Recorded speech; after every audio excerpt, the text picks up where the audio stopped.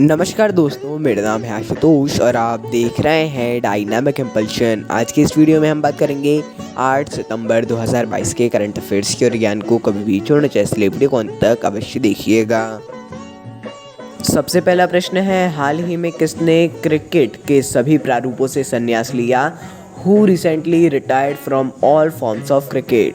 A Ravichandran Ashwin, B Rishabh Pant, C Virat Kohli, D Suresh Raina. And the right answer is Suresh Raina.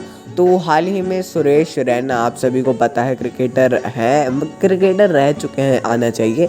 इन्होंने हाल ही में क्रिकेट के सभी प्रारूपों से संन्यास की घोषणा की है। बहुत ही बड़ा फैसला है ये भी। 35 वर्षों में ही इन्होंने भी कर दी, सेम एज MS धोनी, है ना। मतलब वही बोला जा रहा है कि MS धोनी के उस पे ही चल रहे हैं। एक तरीके से उनके लिए एक अच्छी बात भी होती है, संन्यास ले लेते हैं, उसके बाद इनकम होती है, लेकिन हाँ फिर भी उनको इतना आराम मिलता है, अपने समय दे सकते हैं परिवार को भी। अगला प्रश्न है, सुब्रतो कप अंतर्राष्ट्रीय फुटबॉल टूर्नामेंट को कहाँ आयोजित किया गया? Where the Subroto cup international football tournament held? A Kolkata, B New Delhi, C Visakhapatnam, D Bhubaneswar. And the right answer is New Delhi. तो हाल ही में Subroto cup international football tournament का 61वां संस्करण 2 साल के अंतराल के बाद यहीं नई दिल्ली में वहाँ के BR अम्बेडकर स्टेडियम भी बोल सकते हैं, यहाँ पर इसका आयोजन किया गया है। सुब्रतो कप के बारे में अवश्य जान लीजिएगा और किसके नाम पे पड़ा है, क्यों पड़ा है, उसको भी जान लीजिएगा। अगला प्रश्न है, 68वीं नेशनल ट्रॉफी बोट रेस का आयोजन कहाँ किया गया? Where the 68th Nehru trophy boat race organised? A Punjab, B Bihar, C Karnataka, D Kerala. And the right answer is Kerala. तो हाल ही में केरल में नेहरू ट्रॉफी बोट रेस के 68वें संस्करण को पुन्नमदा झील में आयोजित किया गया है।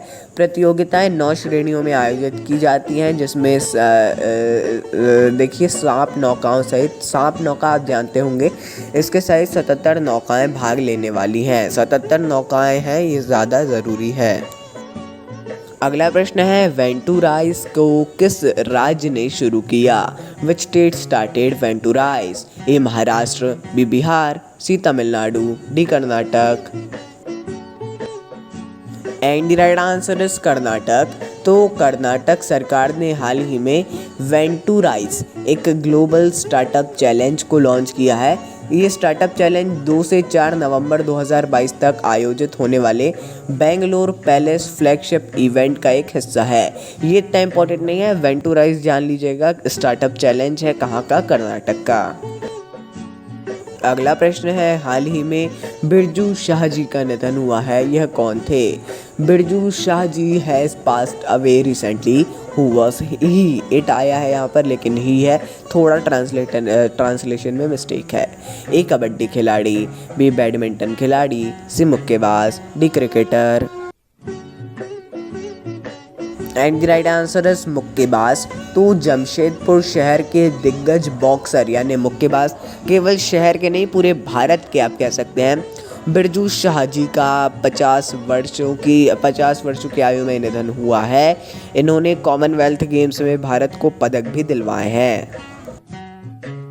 अगला प्रश्न है, हाल ही में भारत ने किस देश के साथ 25 वर्षों के लिए जल समझौता किया? With which country India recently signed a water agreement for 25 years? A Sri Lanka, B Pakistan, C Bangladesh, D Japan.